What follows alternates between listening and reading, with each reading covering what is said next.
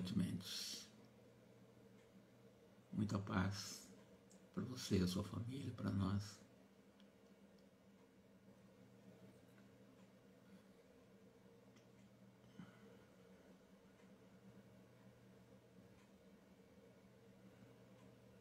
Vou dar um minuto para podermos dar início, pelo menos com mais umas 2 pessoas.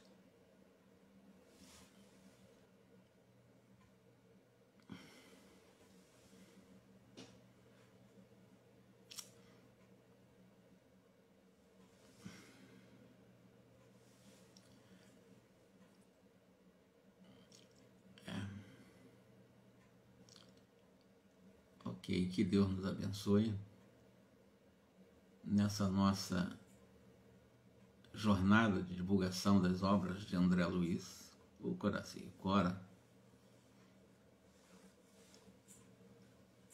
Boa tarde, minha irmã. Vamos dar então sequência ao nosso estudo de obreiros da vida eterna. Já até sabemos quem são os obreiros, né? São aqueles 4 elementos coordenados pelo Jerônimo. Mas antes deles virem para a Terra, o André Luiz vai explicando para nós que eles receberam várias instruções, frequentaram alguns templos, viram experiências como o de Metelo, Albano Metelo, que trabalha também nas regiões mais penumbrosas, foram até o chamado Templo da Bênção, né, o Jerônimo, para se preparar melhor para essa excursão na Terra, que duraria em torno de 30 dias. E exatamente nisso que nós, na última reunião, paramos. Foi nessa experiência no Templo da Bênção, uma experiência em que, da última vez, foi falado sobre a importância da palavra. E ao término da exposição do nosso irmão Cornélio, que é um dos grandes dirigentes do Templo da Bênção, lembrando que esse Templo da Bênção, muitos vão para lá com o objetivo de refortalecer ou fortalecer ainda mais as energias para virem à Terra em suas missões. E ele vai falar, ele deu uma aula muito extraordinária, o Cornélio, sobre a questão do uso da palavra. E ficou bem claro, né, de que nós temos que cuidar muito do que nós falamos, com quem falamos, o que falamos, da forma como nós falamos. A neurolinguística, ela fala muito nessa questão de linguagem ou informação ou mensagem, eles chamam de metamensagem. Você fala uma coisa, às vezes desagradável, mas você não fala com a intenção de machucar ninguém e isso acaba não machucando. Mas você pode falar uma coisa muito dócil, mas com uma certa movimento, uma mensagem em que traduz que, mesmo na palavra boa, vai ser traduzido por alguém como uma coisa ruim.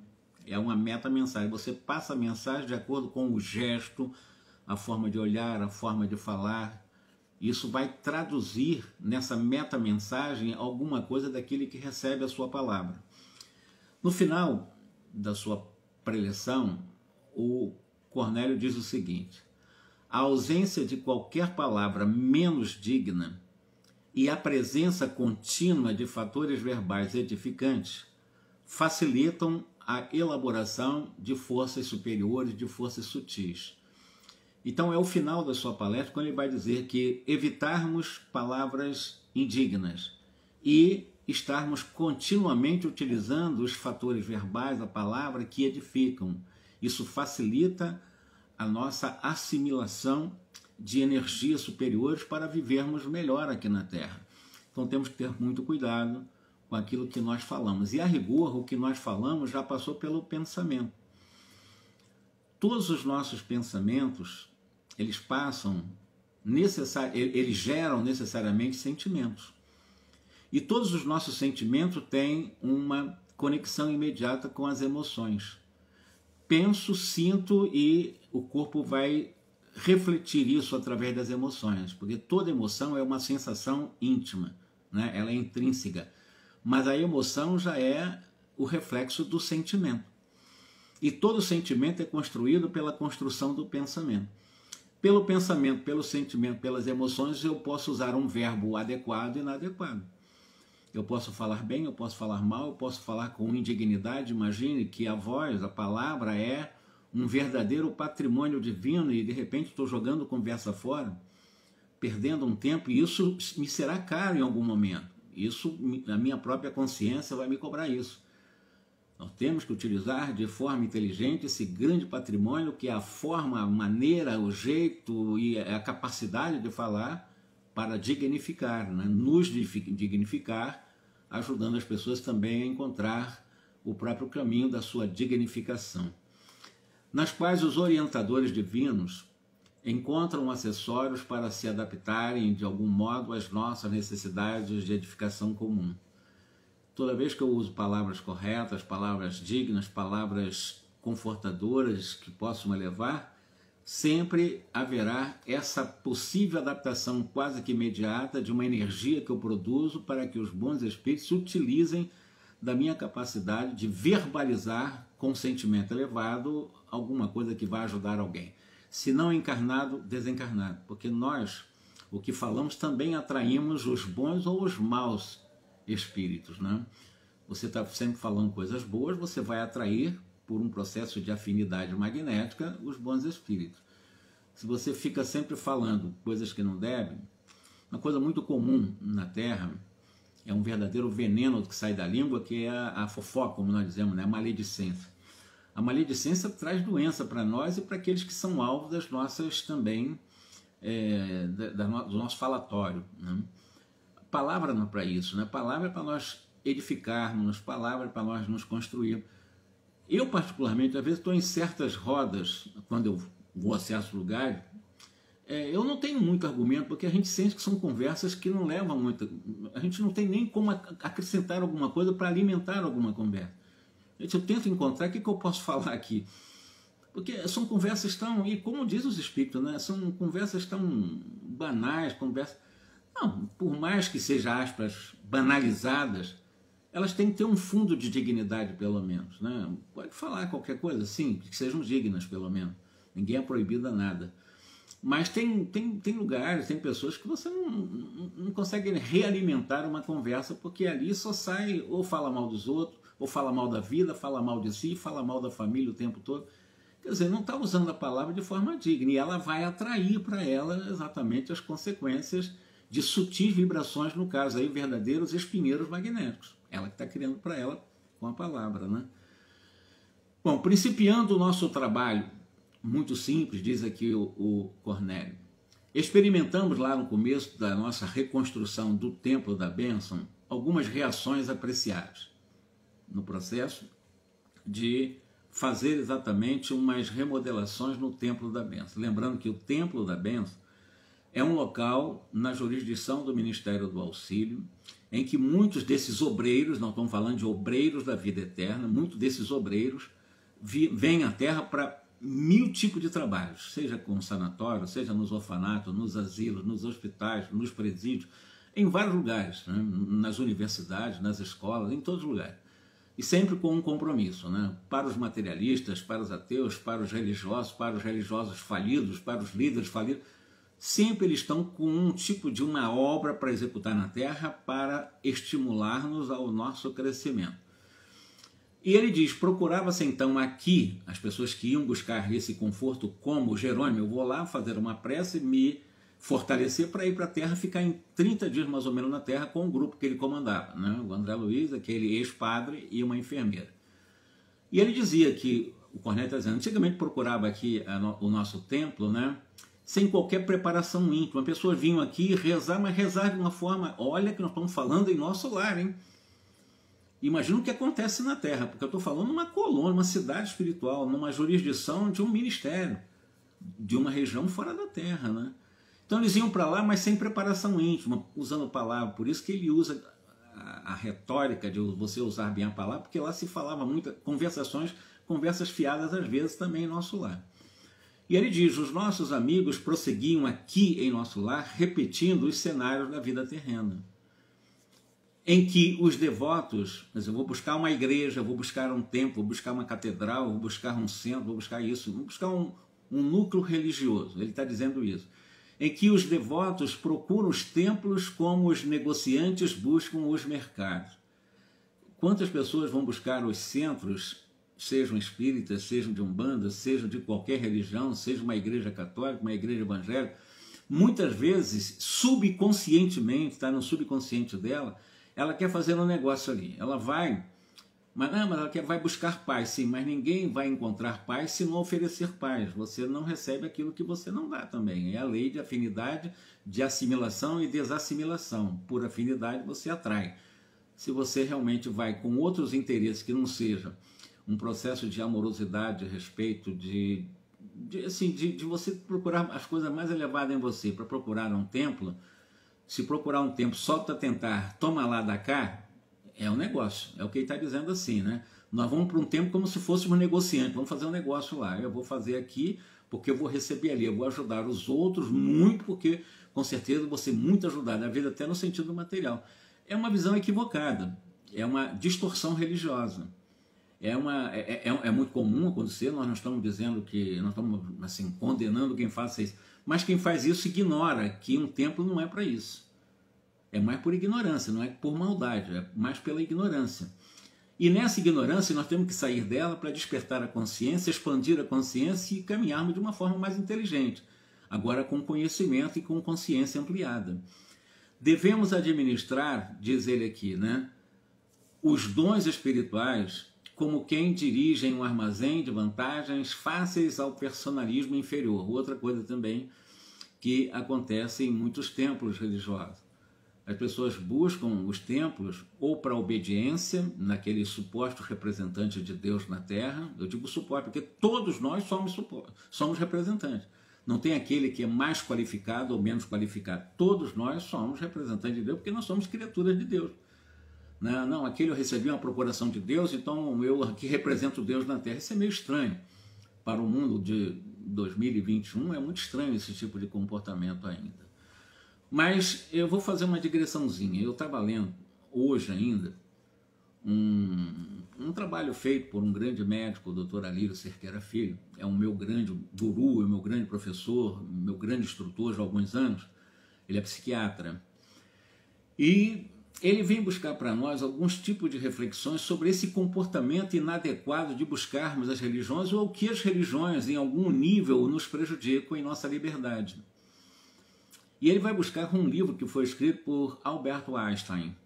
E é muito interessante quando ele vai buscar o Albert Einstein, ele escreveu um artigo do qual o próprio Einstein intitulou Cosmic Religion, ou Cosmic Religion, né? Eu não sou bom em inglês, mas é a religião cósmica. Ele escreveu um livro, um dos grandes livros dele também, que fala, ele era ateu? Não, o Einstein não era ateu, mas evidentemente que a sua concepção de Deus era absolutamente diferente da teologia mundana. Era um gênio, ele era um gênio.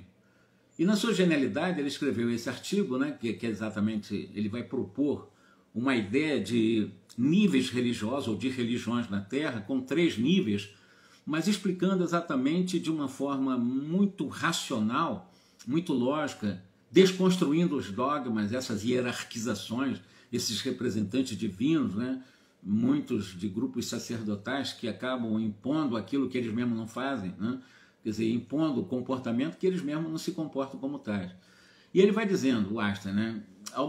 Por exemplo, diz assim, Einstein aborda alguns escravizantes e aprisionadoras níveis, estruturas religiosas. Na verdade, após esse posicionamento, o próprio cientista Einstein, muitos cientistas, a partir desse artigo que ele intitulou, né, Religião Cósmica, mudaram um pouco a forma de trabalhar. Eles eram materialistas. Eu digo para vocês, Einstein não era materialista, não era ateu, ele só não aceitava esse Deus criado pela teologia, e é diferente. Eu também não aceito, né? E nem por isso eu sou materialista, eu não aceito como Einstein também não aceitava. E nesse artigo, ele vai dizendo exatamente isso. Aliás, ele influenciou bastante muitos cientistas que, inclusive, hoje já têm trabalhado dentro do conceito de Einstein, né, em relação à religiosidade e à espiritualidade intrínseca. O que é isso? Você tem uma religiosidade, tu tem uma espiritualidade, vamos dizer assim. Mas, normalmente, uma pessoa que só vai para ir como se fosse fazer negócio numa igreja, um núcleo qualquer religioso, isso pode ser realmente um comportamento religioso, mas extrínseco, ou uma busca de espiritualidade extrínseca, uma coisa fora. Não faz sentido. É você entrar nas conveniências daquilo que vem de fora. Toda construção religiosa tem que partir de dentro para você. A busca de Deus é o reencontro com Deus que há em você. Isso chama-se religiosidade. Religar, voltar a ligar com o Criador que já há em você. É a visão que ele dá para nós. Então ele traz esse conceito de religiosidade e espiritualidade intrínseca, aquela que é íntima, e não aquelas que as religiões propõem, todas as religiões praticamente propõem um processo de religiosidade e espiritualidade externa. Isso não leva a lugar nenhum, na verdade. Não leva mesmo, porque anestesia a nossa consciência. Um outro materialista, que também era judeu, como Einstein também o foi, ele dizia que a religião era o ópio do povo. Em algum momento ele tinha razão, embora fosse materialista, ele trouxe muita confusão para a sociedade. Eu estou falando de Karl Marx.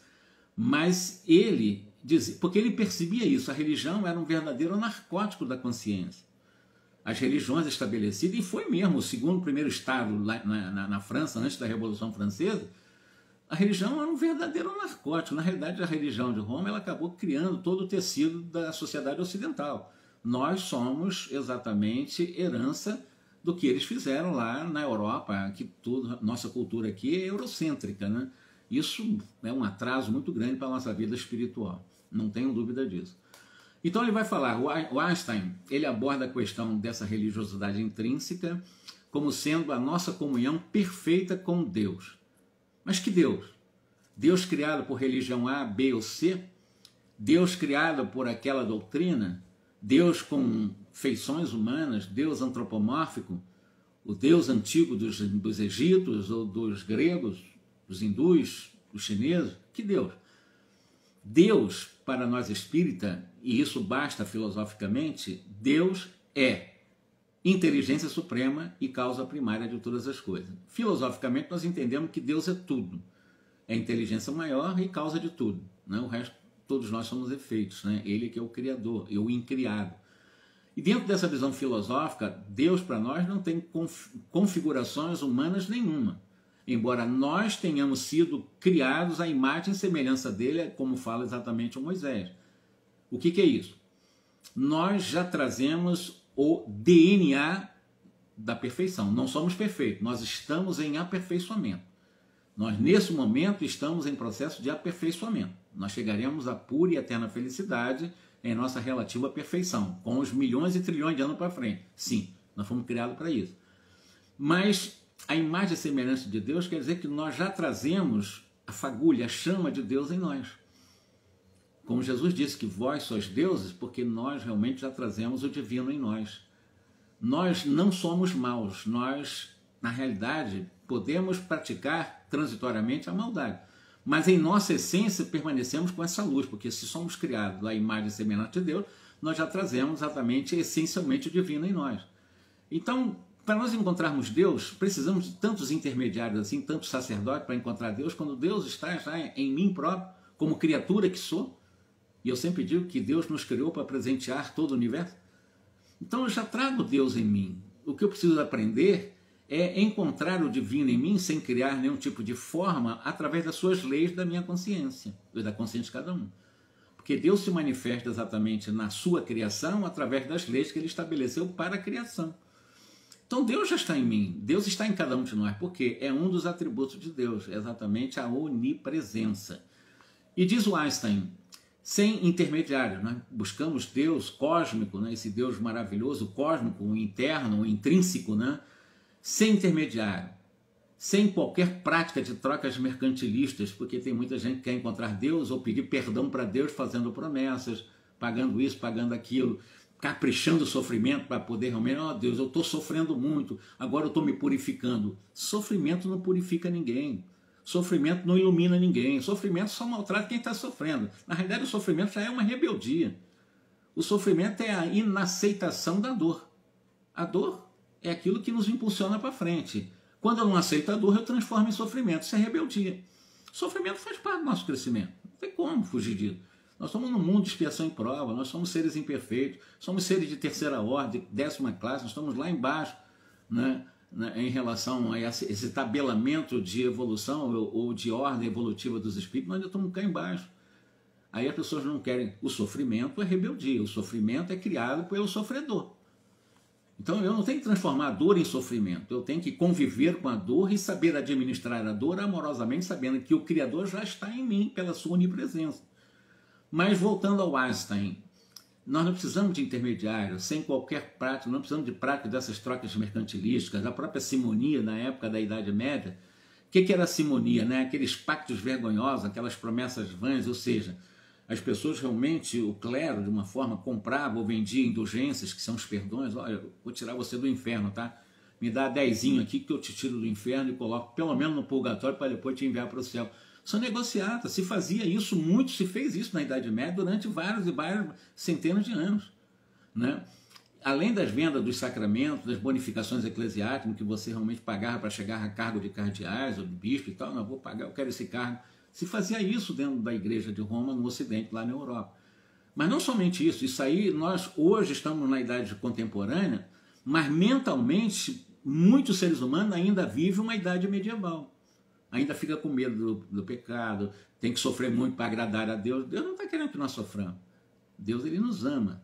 Deus, ele, sim, ele estabeleceu leis, que é a lei do trabalho, é a ocupação útil do nosso espaço e tempo, para que nós possamos oferecer para ele, pelo nosso esforço, o fruto do nosso trabalho. Não há como nós nos depurarmos moral e intelectualmente se não for pelo trabalho. Né? E um trabalho amoroso, porque se eu fizer um trabalho com raiva do trabalho, esse trabalho não tem valor nenhum. O trabalho que eu fizer, qualquer trabalho que eu fizer, esse trabalho ele precisa ser feito de forma amorosa e em espírito de gratidão a Deus por estar tendo a oportunidade de fazer o trabalho. Continuando aqui com Albert Einstein, né, exatamente naquilo que ele fala da religião cósmica. Neste nível elevado de religação com Deus, ou religação cósmica, conseguimos nos conectar com as coisas e as circunstâncias mais profundas do universo. Eu estou falando do maior, considerado o maior cientista da história humana. Ele é um dos maiores, se não o maior.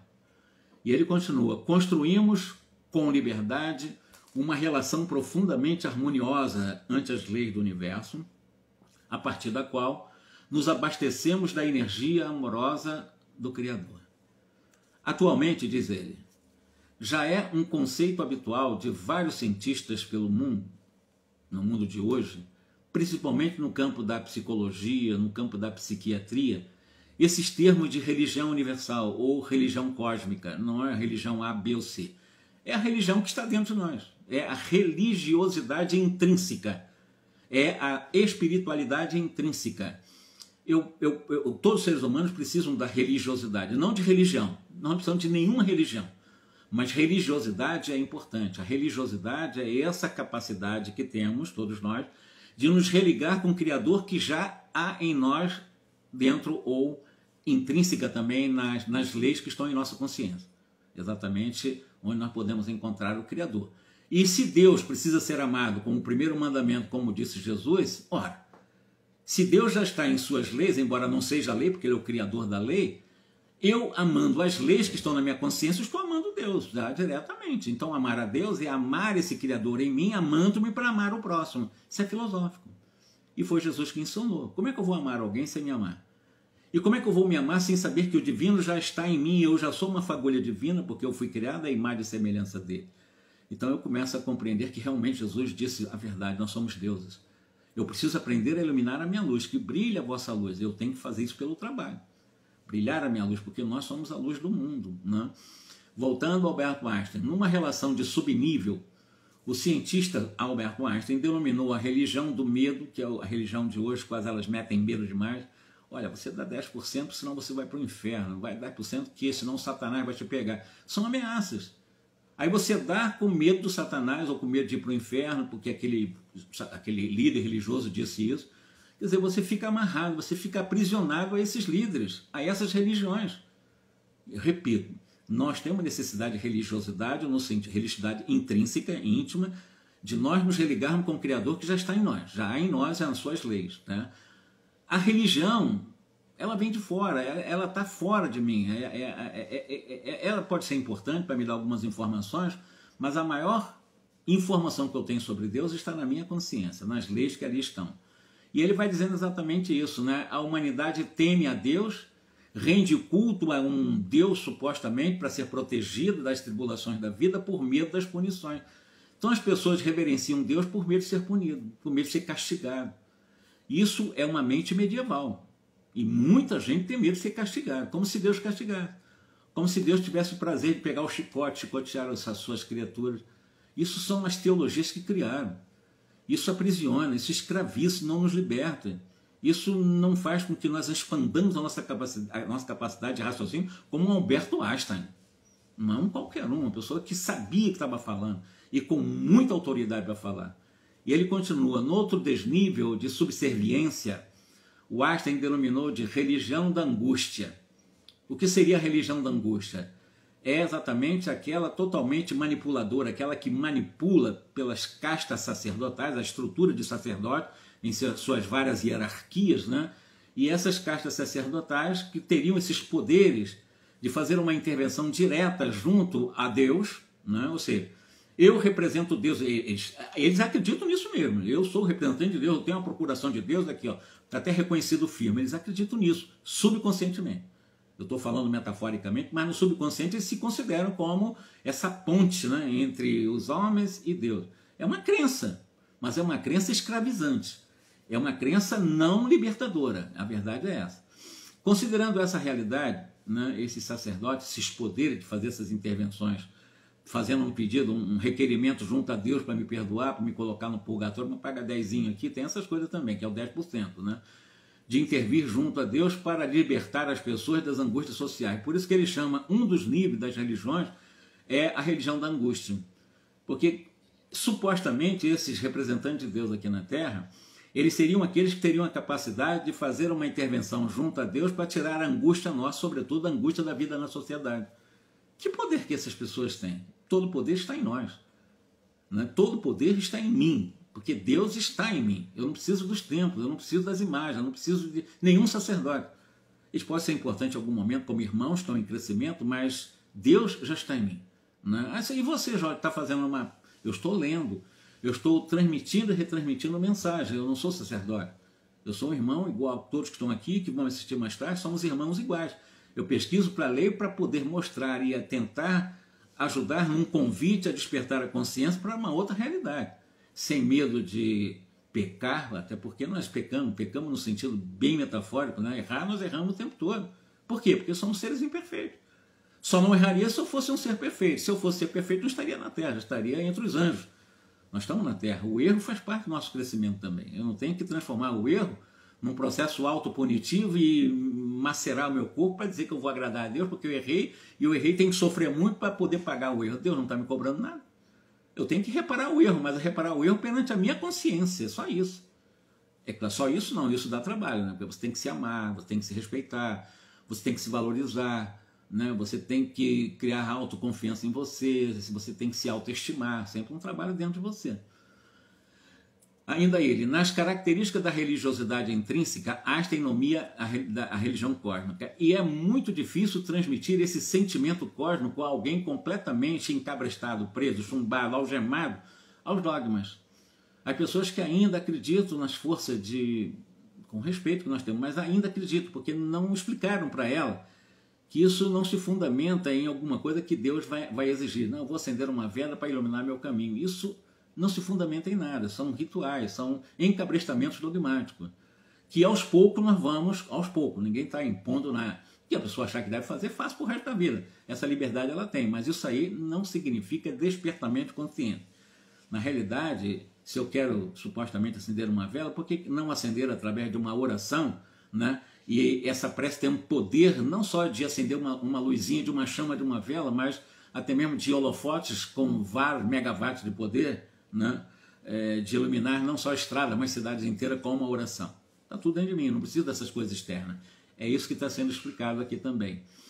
Os grandes gênios religiosos de todos os tempos distinguiram-se por possuírem este senso de religiosidade cósmica, por não reconhecerem necessidade nenhuma desses dogmas e muito menos um Deus concebido à imagem do homem, o que é um absurdo. Nós acharmos que Deus é um barbudinho, está com uma camisa de um time de futebol de qualquer país, um Deus que é daquela religião, é um Deus que está me cobrando 10%, é Deus que vai me dar mais valor se eu der 30%, porque aí ele vai me arrombar os pórticos do paraíso.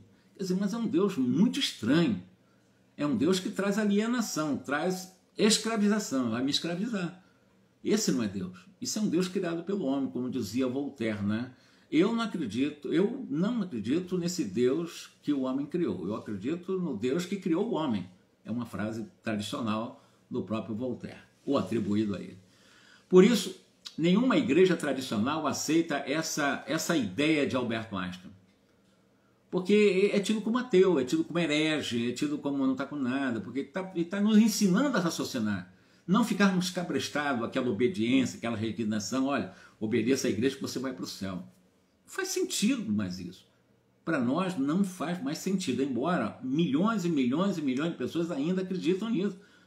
Mas a proposta do Espiritismo como uma nova revelação é aos poucos, gradualmente, à medida da capacidade de entendimento dessas pessoas, com o tempo eles vão entender isso, porque até em nosso lar, a conversa fiada, como ele está falando aqui, né, acontecia lá no tempo, imagine aqui na Terra a dificuldade ainda para compreender isso que nós estamos falando. E eu estou buscando exatamente o Albert Einstein. Né?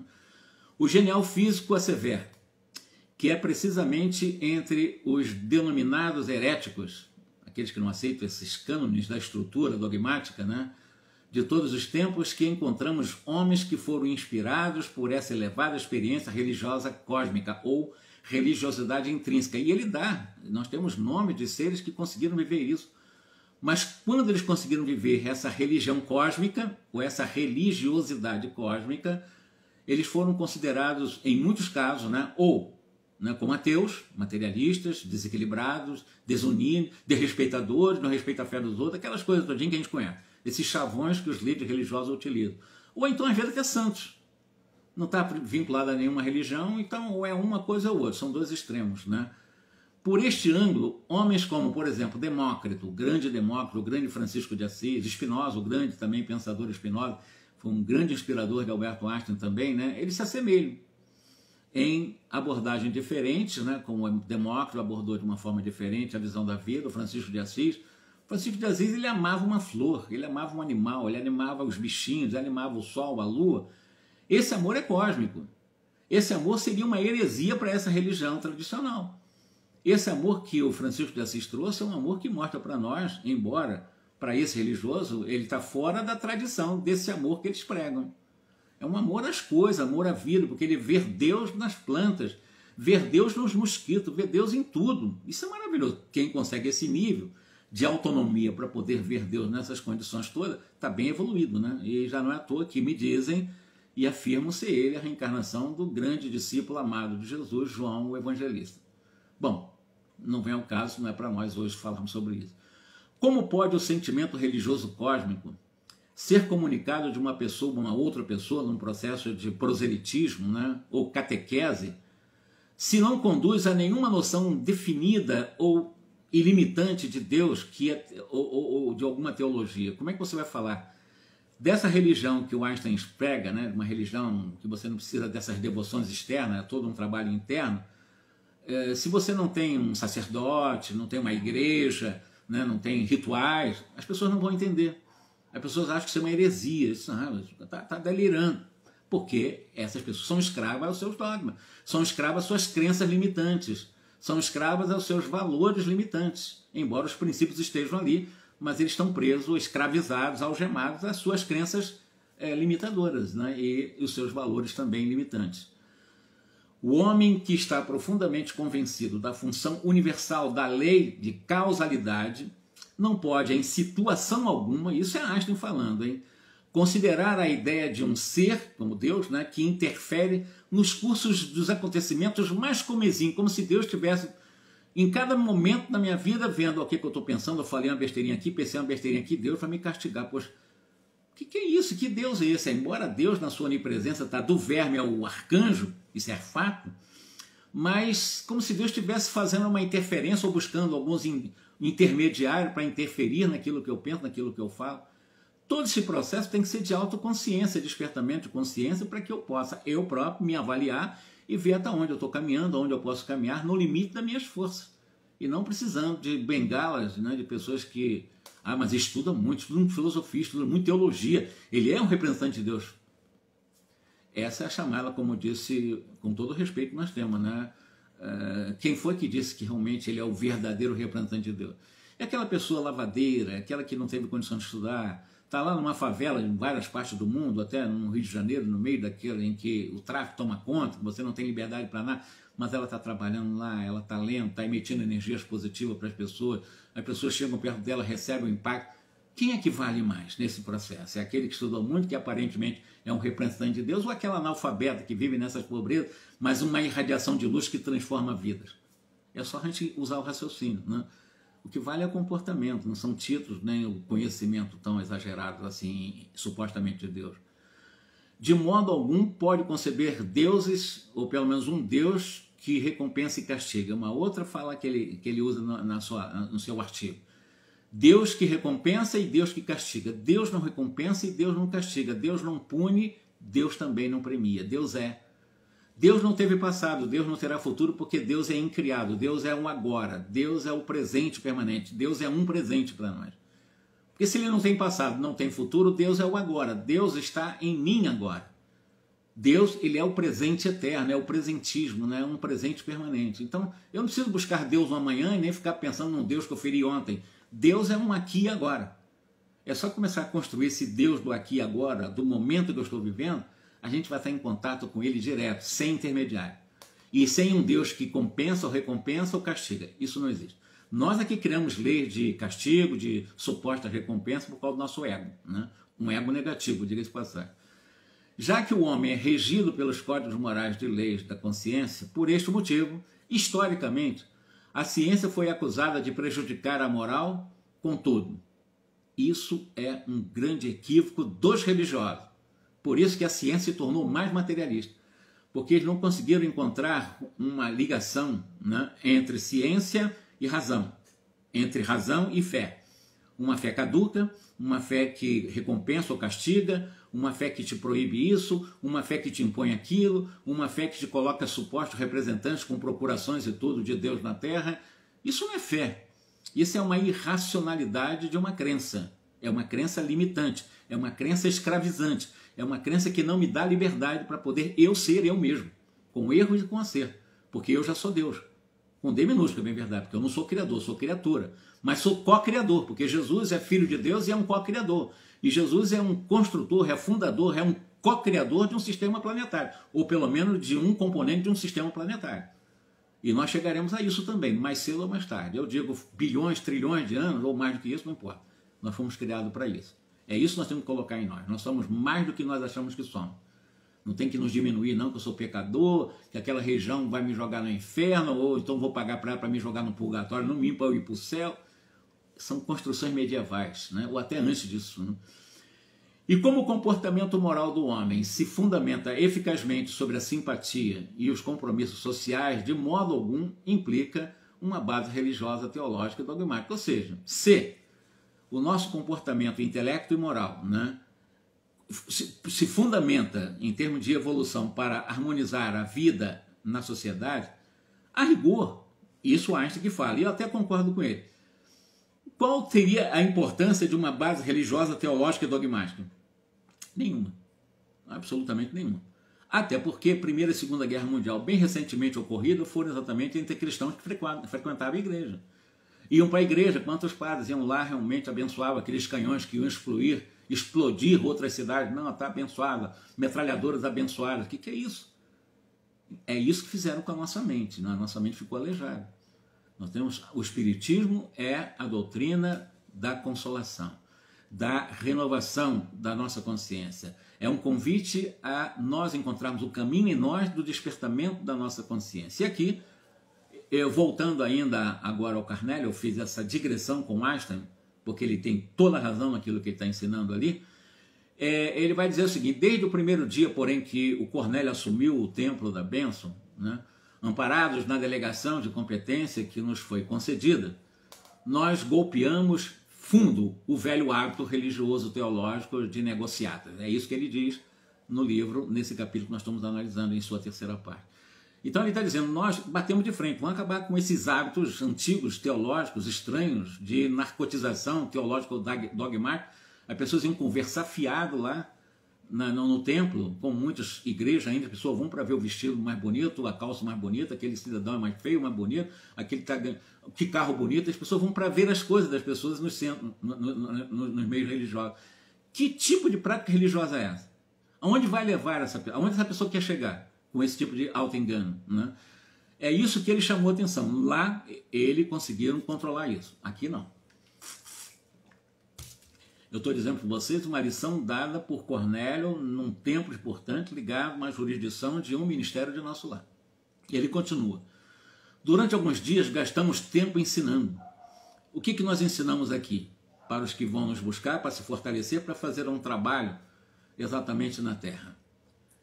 Reverência devida ao Senhor, reverência, respeito a Deus, a necessidade da limpeza interna do pensamento.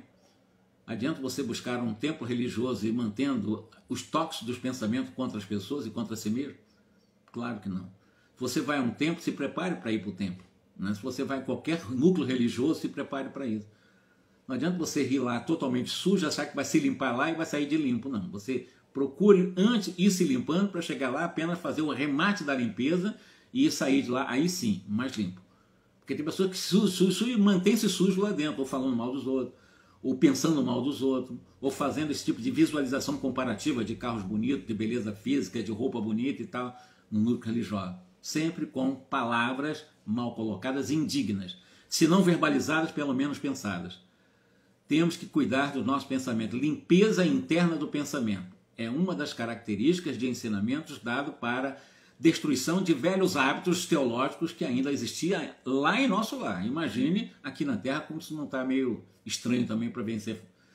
E ele fala outra coisa também, a questão da abolição do horrível costume de tentar o suborno da divindade com falaciosas promessas. Ah, Deus, me dê isso que eu vou te dar aquilo. É o negócio. Isso que ele está falando também aqui. Ah, meu Deus do céu, por favor, eu vou te dar, eu juro, tem até juros nessas coisas, né? Eu juro isso, juro aquilo, fazendo uma negociata com Deus, né? Com essas falaciosas promessas, tentando subornar Deus, né? E é o que ele está dizendo. Aqui nós abolimos o horrível costume de tentar esse suborno com Deus com falaciosas promessas. Quando chegarmos no mundo espiritual, que estão muito ligados às religiões que pregam essas coisas, vão ter que refazer todos esses pensamentos. Leva tempo. Então já é melhor começar isso por aqui, né? Por isso que o Espiritismo incomoda muitos que ainda estão ligados a outras religiões. Chega no Espiritismo, opa, está me incomodando. Se está incomodado porque ainda está preso a outra, então volta para lá. Porque ainda não conseguiu se libertar disso, né? Quando se libertar disso, o Espiritismo é exatamente essa proposta. É a definitiva libertação para você ser livre de escolher, acertar ou errar, mas escolher por você. Você tem que ter a autonomia, buscar a sua autonomia, senão você vai viver automaticamente. A proposta não é viver automaticamente, é viver autonomamente. Nós temos que encontrar autonomia e não viver automaticamente. Porque viver automaticamente é você satisfazer o ego o tempo todo. Autonomamente é você satisfazer, não. Você estar de acordo com a sua consciência, ou seja, com a sua essência imortal. Porque nós somos imortais, né?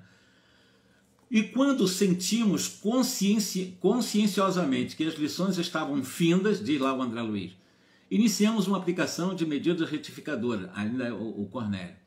Registros vibratórios, aliás, eles falam que foram criados equipamentos para registrar frequências vibratórias que foram instalados lá no templo da bênção para assinalar a natureza das palavras em movimento, daquelas que vão encontrando ou os que estão lá dentro. Esse registro vibratório faz com que estabeleça essas intervenções. Olha, para de falar isso ou pensar disso. Então eles têm até instrumento para medir a forma de como você está pensando, porque você vai falar. Desde aí foi muito fácil identificar os infratores e barrar-lhes a entrada na câmara de iluminação onde realizamos as nossas preces. Olha só, no templo da bênção não é qualquer um que entra, é o que ele está dizendo, o Cornélio. Para entrar aqui, vão passar por uma triagem que é identificada ou captada por esses instrumentos que conseguem realmente identificar a natureza de pensamentos e palavras que são utilizadas.